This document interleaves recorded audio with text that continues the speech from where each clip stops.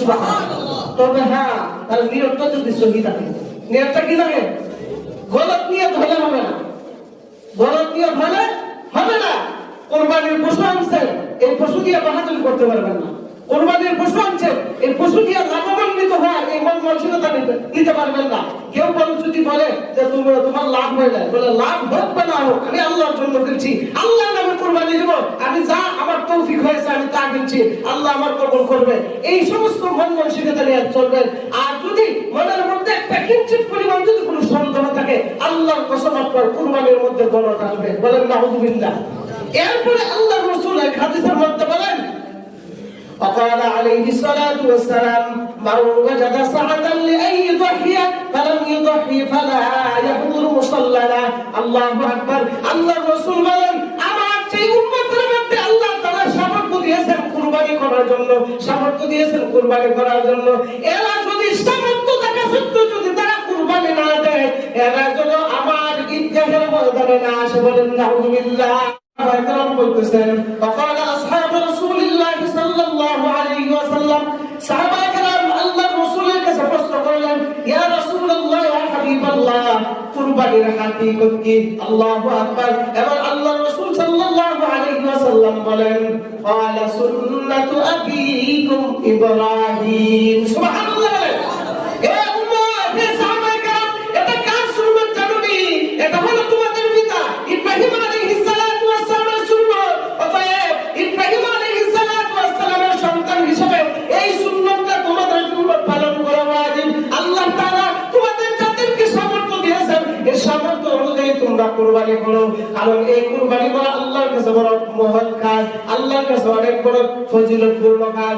এই দিন যদি তোমরা কুরবানি করো, আল্লাহু আকবার, আল্লাহু আকবার, লা ইলাহা ইল্লাল্লাহু, আল্লাহু আকবার, আল্লাহু আকবার, ওয়া লিল্লাহিল হামদ। আলহামদুলিল্লাহ, আলহামদুলিল্লাহি আলিয়্যিজ যাতি আযীমিস সিফাতি সামিয়িস সিমাতি কাবীরিশ শান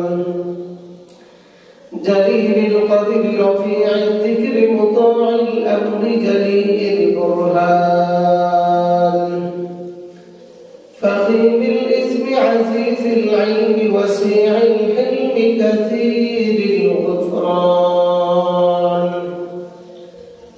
জমিলিস সানা'i জাযীলিল আতা'i মুজিবিদ দুআ'i আমিনিল ইহসান সরি'আল হিসাবি শাদীদিল ইকাবি আইনিল আযাবি আজিজিস সুলতান ونشهد أن لا إله إلا الله وحده لا شريك له ونشهد أن سيدنا وسندنا وحبيبنا وحبيب ربنا وطبيبنا وطبيب قلوبنا ومولانا محمدا عبده ورسوله الذي أرسله الله تعالى بالحق بشيرا ونذيرا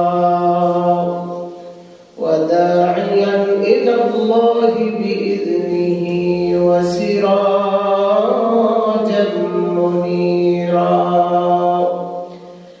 أما بعد فأعوذ بالله من الشيطان الرجيم بسم الله الرحمن الرحيم لن ينال الله لحومها ولا دماؤها ولكن يناله التقوى منكم كذلك سخرها لكم لتكبروا الله على ما هداكم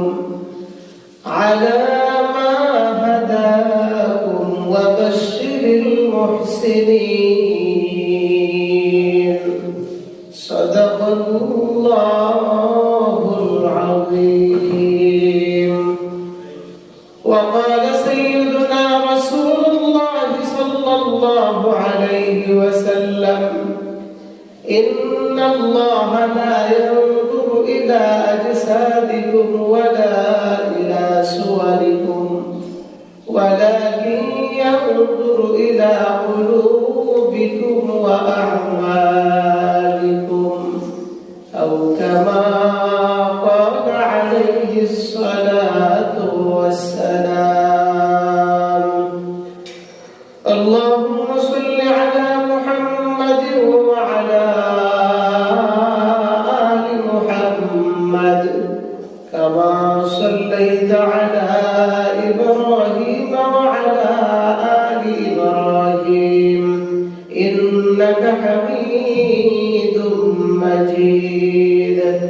اللهم بارك على محمد وعلى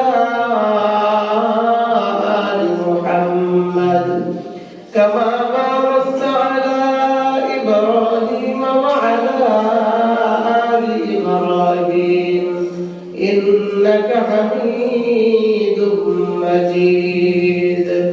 سبحانك لا علم لنا إلا ما علمتنا إنك أنت العليم الحكيم.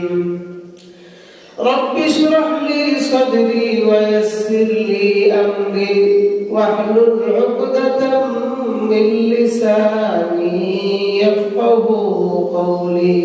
لا إله إلا الله لا إله إلا الله لا إله إلا الله لا إله إلا الله لا إله لا إله إلا الله لا إله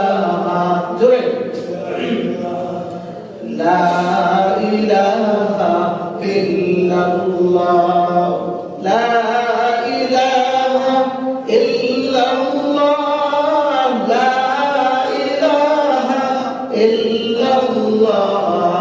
لا إله إلا الله لا إله إلا الله لا إله إلا الله لا إله إلا الله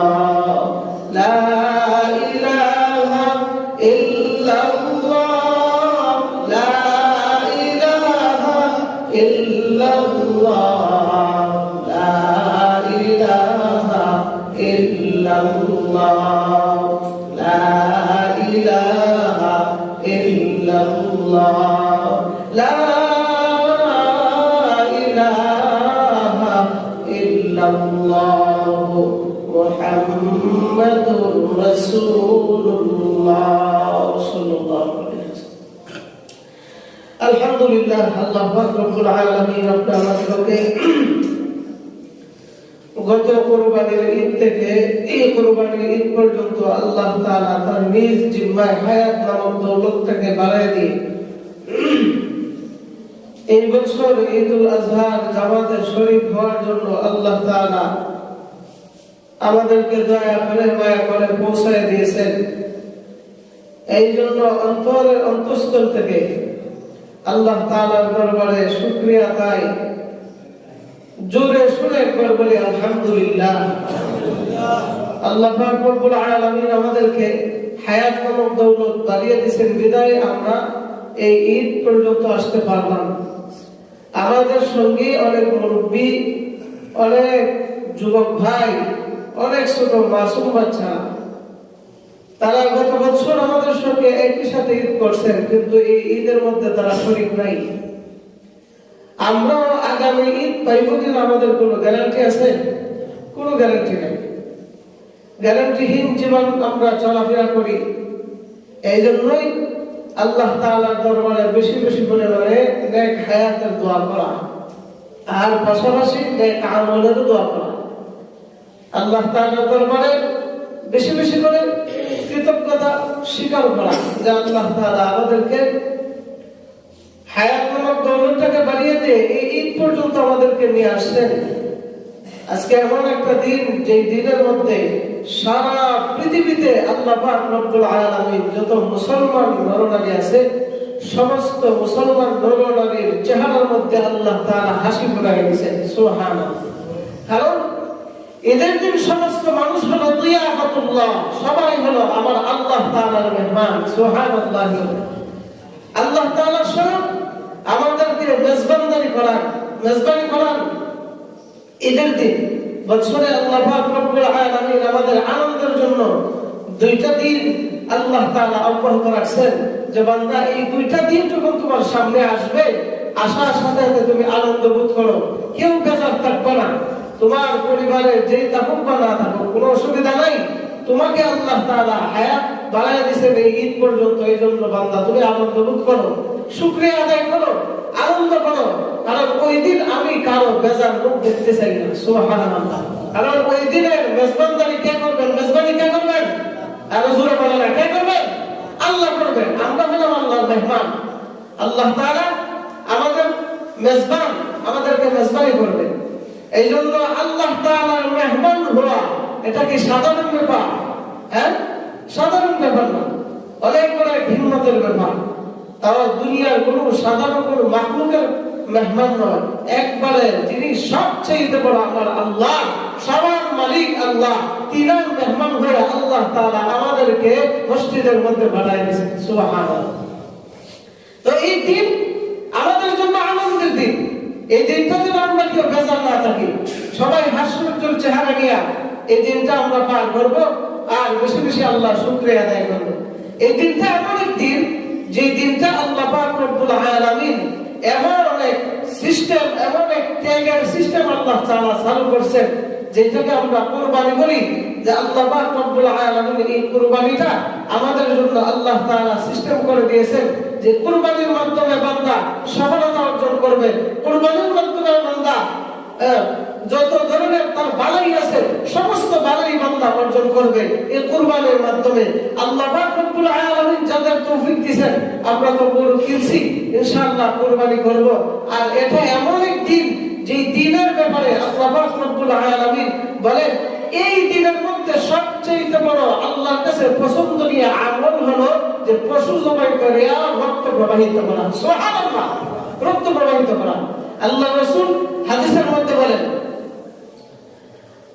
মা আমিলা ইবনু আদম মিন আমালি ইয়াওমান নাহরি আহাব্বা ইলা আল্লাহ মিন ইহরাকিদ দাম। সুবহানাল্লাহ বলেন। আল্লাহ রাসূল বলেন, এই ঈদুল আযহার দিনটা আল্লাহর কাছে এমন পছন্দনীয় দিন, স্বয়ং আল্লাহ পাক রব্বুল আলামিন বলতেছেন, 10ই জিলহজ অর্থাৎ ঈদুল আযহার দিন বনি আদমের মধ্যে যত আমল আছে, সবচেয়ে আমলের মধ্যে শ্রেষ্ঠ আমল এই দিনের মধ্যে হলো পশু জবাই করে রক্ত প্রবাহিত করা। সুবহানাল্লাহ। এই দিনের মধ্যে সবচেয়ে বড় আমল এটা, সবচেয়ে গুরুত্বপূর্ণ আমল হলো এটা, যে বান্দা রক্ত প্রবাহিত করবে, আমি আল্লাহ তাআলা দেইকা রহমতের হাসি হাসতে থাকবো। সুবহানাল্লাহ। রক্ত প্রবাহিত করা এটা আল্লাহর কাছে পছন্দনীয় আমল। আর মানে যে রক্ত প্রবাহিত করিয়া আমরা পছন্দনীয় আমল হইয়া বসে রইলাম, আর নামাজ যা আছে আর কোনো কিছু দরকার নাই, নাকি? না না, নামাজ পড়া লাগবে। এই দিনটার গুরুত্ব বুঝাইতে গিয়ে আল্লাহ তাআলা বলছেন যে এই দিনের মধ্যে বনি আদমের যত আমল আছে, এই আমলের মধ্যে সবচেয়ে গুরুত্বপূর্ণ আমল 10ই জিলহজ অর্থাৎ ঈদুল আযহার দিনে সবচেয়ে বড় গুরুত্বপূর্ণ আমল হলো কুরবানির পশু জবাই করিয়া রক্ত প্রবাহিত করা। সুবহানাল্লাহ। আল্লাহ তাআলা আমাদের জন্য এই ব্যবস্থা করে রেখেছেন যেন আমরা রক্ত প্রবাহিত করি। বলে আদমের ক্ষেত্রে এটা সবচেয়ে বড় আল্লাহর কাছে পছন্দনীয় আমল। এরপরে আল্লাহ রাসূল বলেন, ওয়া ইন্নাহু লা ইয়াতি ইয়াওমাল কিয়ামাতি বিকুরুনিহা ওয়া আশআরিহা ওয়া আযলাফিহা। আল্লাহ রাসূল বলেন, কিয়ামতের দিন যে পশুটা তুমি কুরবানি করলা, এই পশুর শিং এবং রূম এবং যা কিছু তার অবশিষ্ট আছে, সব কিছু নিয়ে ওই পশুটা আল্লাহ তাআলা কিয়ামতের ময়দানে উঠবে। সুবহানাল্লাহ। কিয়ামতের ময়দানে উঠবে। যাবে। কেন দাঁড়ায় যাবে? তোমাকে জান্নাতে নিয়ে যাওয়ার জন্য আল্লাহ তাআলা পাহাড় হিসেবে বানাইছেন। সুবহানাল্লাহ। সব থেকে আল্লাহ তাআলা আমাদের লাভান্বিত হওয়ার রাস্তা রাখছেন। এরপরে আল্লাহ রাসূল বলেন, শুধু তাই নয় ও উম্মত, আল্লাহ পাক রব্বুল আলামিন কত সুন্দর করে রাখছেন। আল্লাহ রাসূলের এই কথা শোনার পর সাহাবায়ে কেরাম বলতেছেন, ওয়াকালা আসহাবু রাসূলিল্লাহ সাল্লাল্লাহু আলাইহি ওয়াসাল্লাম, সাহাবায়ে কেরাম আল্লাহ রাসূলের কাছে প্রশ্ন করলেন, ইয়া রাসূলুল্লাহ, ইয়া হাবিবাল্লাহ, কুরবানির হাকিকত কি? কুরবানিটা কি? এটা কোথা থেকে আসছে? কেন আসছে? আল্লাহু আকবার। এবার আল্লাহ রাসূল সাল্লাল্লাহু আলাইহি ওয়াসাল্লাম বলেন, আল্লাহ রাসূল সাল্লাল্লাহু আলাইহি ওয়াসাল্লাম বলেন, ক্বালা সুন্নাতু আবিকুম ইব্রাহিম। সুবহানাল্লাহ। এ উম্মত, হে সাহাবায়ে কেরাম, এটা কার সুন্নাত জানোনি? এটা হলো তোমাদের পিতা ইব্রাহিম আলাইহিস সালাতু ওয়াস সালামের সুন্নাত। অতএব ইব্রাহিম আলাইহিস সালাতু ওয়াস সালামের সন্তান হিসেবে এই সুন্নাতটা তোমাদের জন্য পালন করা ওয়াজিব। আল্লাহ তাআলা তোমাদের যাদেরকে সামর্থ্য দিয়েছেন, এই সামর্থ্য অনুযায়ী তোমরা কুরবানি করো। কারণ এই কুরবানি করা আল্লাহর কাছে বড় মহৎ কাজ, আল্লাহর কাছে অনেক বড় ফজিলতপূর্ণ কাজ। এই দিন যদি তোমরা কুরবানি করো, তোমাদের কুরবানিটা আমার আল্লাহর দরবারে পৌঁছে যাবে। সুবহানাল্লাহ। ওই দিন আমরা কুরবানি করার জন্য আল্লাহ তাআলার দরবারে এই ফরিয়াদ জানাবো যে আল্লাহ, আমাদের এই কুরবানিটা আপনি কবুল করুন। এরপর সাহাবায়ে কেরাম আবার জিজ্ঞাসা করলেন, ইয়া রাসূলুল্লাহ, ইয়া হাবিবাল্লাহ, আমার নবীজি, কুরবানির যে পশুটা আমরা দেখতেছি, এই পশুটা এত ফজিলতপূর্ণ কেন? এত ফজিলতপূর্ণ কেন? আল্লাহ রাসূল বলেন, ফজিলতপূর্ণ হবে না কেন? এটার মধ্যে অনেক বড় একটা ত্যাগ স্বীকার রয়েছে। যদিও আমরা দুনিয়ার বাহ্যিক দৃষ্টিতে আমরা ত্যাগ দেখতেছি না, কিন্তু কেমন ত্যাগ, কেমন ত্যাগ, এটা সম্পূর্ণ বুঝছেন হযরত ইব্রাহিম আলাইহিস সালাম। আমরা সন্তান হিসেবে, ওয়ারিসদার হিসেবে একদম সহজ হয়ে গেছে। কারণ আগেকার কুরবানি এতটা সহজ ছিল না। সহজ কেন করলো?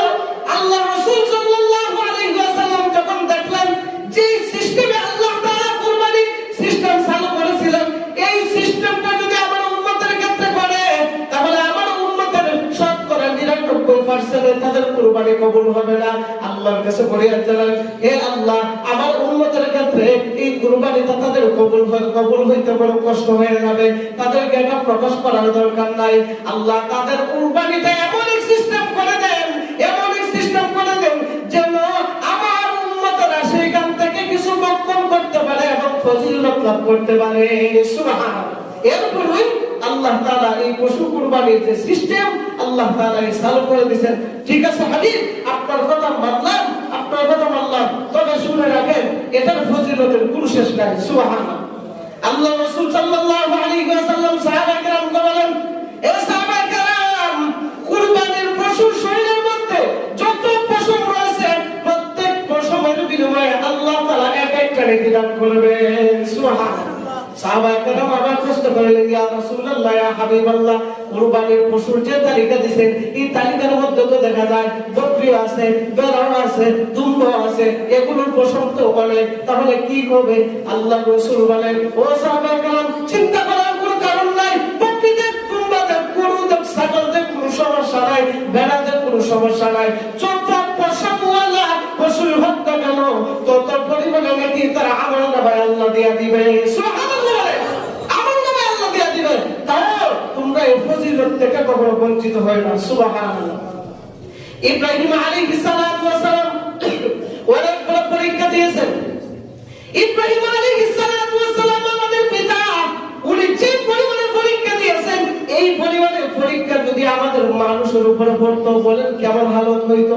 বলেন তো, বর্তমান সমাজে বাবা মা তার ছেলে সন্তানের প্রতি মায়া মোহাব্বত আছে না নাই? আরো জোরে বলেন। আর ইব্রাহিম আলাইহিস সালাতু ওয়াস সালামকে একটা পুত্র আল্লাহ দিয়েছিলেন, তাও 86 বছরে। সুবহানাল্লাহ। 86 বছরের বুড়া হওয়ার পরে এরপর আল্লাহ দিয়েছেন। এরপর আমার ভাই, তোমার ওই সন্তানটাকে আল্লাহর রাস্তায়, আমার রাস্তায় তুমি কুরবান করে বলো। সুবহানাল্লাহ। যে ব্যক্তি 86 বছর পরে একটা সন্তান পায়, তার মায়া মোহাব্বত কেমন হবে? সুবহানাল্লাহ। আচ্ছা বলেন, দুনিয়াতে যাদের সন্তানাদি বেশি, যদি কোনো আইন করা হয়, যদি কোনো আইন করা হয় যে যাদের সন্তানাদি বেশি, এর মধ্যে যে মোটা তাজা আছে, এর জন্য কুরবানি দাও, জীবনে কেউ দিবে? কথা বলে না, জীবনে কেউ দিবে না, দিবে না। কারণ মা এবং বাবা তার ছেলে সন্তানের প্রতি যে আল্লাহ তাআলা মহব্বতের বন্ধন পয়দা করেছে, জীবনে কোনোদিন এই কাজ করতে দিবে না। বরং মা বাবা আরো কুরবান হইতে রাজি হবে, তারপরও আমার সন্তানদেরকে চুরির নিচে বানাইতে চাই না। সুবহানাল্লাহ। ওই জায়গার মধ্যে ইব্রাহিম আলাইহিস সালাতু ওয়াস সালামকে আল্লাহ পাক রব্বুল আলামিন এত বড় পরীক্ষার মধ্যে বানাইলেন। ইব্রাহিম নবী যখন ঘুমায় থাকা অবস্থায় স্বপ্নে যুগে দেখতেছেন, ও ইব্রাহিম, ও আমার বন্ধু, তুমি তাড়াতাড়ি আমার রাস্তায় কিছু খরচ করো, আমার রাস্তায় কুরবানি করো। সাথে সাথে ইব্রাহিম আলাইহিস সালাতু ওয়াস সালাম ঘুম থেকে উঠার পরই 100 উট আল্লাহর রাস্তায় কুরবানি করে দিয়েছেন। সুবহানাল্লাহ। দ্বিতীয়বার আবার স্বপ্ন দেখলেন, আবার স্বপ্ন দেখার পরে আবার পরের দিন আবার 100 উট কুরবান করে দিলেন। এরপর পছন্দ হয় না, তৃতীয় দিন বলে আবার তোমার পছন্দনীয়, সবচেয়ে পছন্দনীয় যে বস্তুটা আছে ওই বস্তুটা আমি আল্লাহর রাস্তায় কুরবানি করব। সুবহানাল্লাহ। ইব্রাহিম আলাইহিস সালাতু ওয়াস সালাম চতুর্দিকে তাকায় দেখে যে আমার আর সবচেয়ে বড় পছন্দের বস্তু যা আছে সব তো আল্লাহর রাস্তায় দিয়ে দিলাম, এখন একমাত্র আমার ছেলে ছাড়া আর কেউ নাই। সুবহানাল্লাহ। শেষ পর্যন্ত আল্লাহর ওয়াদা পালন করতে ইব্রাহিম আলাইহিস সালাতু ওয়াস সালাম নিজের ছেলেকে কুরবানি করার জন্য নিয়েই গেছেন। সুবহানাল্লাহ। আল্লাহর পরীক্ষায় ইব্রাহিম আলাইহিস সালাতু ওয়াস সালাম পাস হয়েছেন কি হয়েছেন না? বলেন তো, ইব্রাহিম আলাইহিস সালাতু ওয়াস সালাম আমাদের কেমন পিতা? জোরে বলেন। জাতির পিতা। কি জানেন না আপনারা? জাতির পিতা কিসের পিতা? আদম আলাইহিস সালাতু ওয়াস সালাম কিসের পিতা? আদি পিতা। জাতির পিতা আমরা নামাজ বুঝেন। আদম আলাইহিস সালাতু ওয়াস সালাম আদি পিতা, আর ইব্রাহিম আলাইহিস সালাতু ওয়াস সালাম কি পিতা? জাতির পিতা। ইব্রাহিম আলাইহিস সালাতু ওয়াস সালাম তো আল্লাহর রাসূল বলেন, তোমরা তোমাদের বাবার সুন্নাত পালন করো। তোমাদের বাবা আল্লাহর রাস্তায় কুরবানি করে ফার্স্ট টু ফার্স্ট এ প্লাস পেয়েছে, তো তোমরা তোমাদের ত্যাগ স্বীকার করো। ত্যাগ যদি স্বীকার করো, আল্লাহর রাসূলের হাদিসের মধ্যে বলেন, আমার কোন উম্মত যখন আল্লাহর রাস্তায় কুরবানি করার জন্য যখন কোন পশু ফালায় দেয়, ফালানোর সাথে সাথে বিসমিল্লাহি আল্লাহু আকবার হইয়া যখন ছুরিটা তার গলায় ছাড়ায় দেয়, আল্লাহর রাসূল বলেন রক্তটা জমিনে পড়ার আগে আগে আল্লাহ কবুল করে নেন। সুবহানাল্লাহ। তবে হ্যাঁ, তার নিয়তটা যদি সহি থাকে, নিয়তটা কি লাগে? গলত নিয়ত হলে হবে না, গলত নিয়ত হলে হবে না। কুরবানির পশু আনছে, এই পশু দিয়ে বাহাদুরি করতে পারবেন না। কুরবানির পশু আনছে, এই পশু দিয়ে লাভবান্বিত হওয়ার এই মন মানসিকতা নিতে পারবেন না।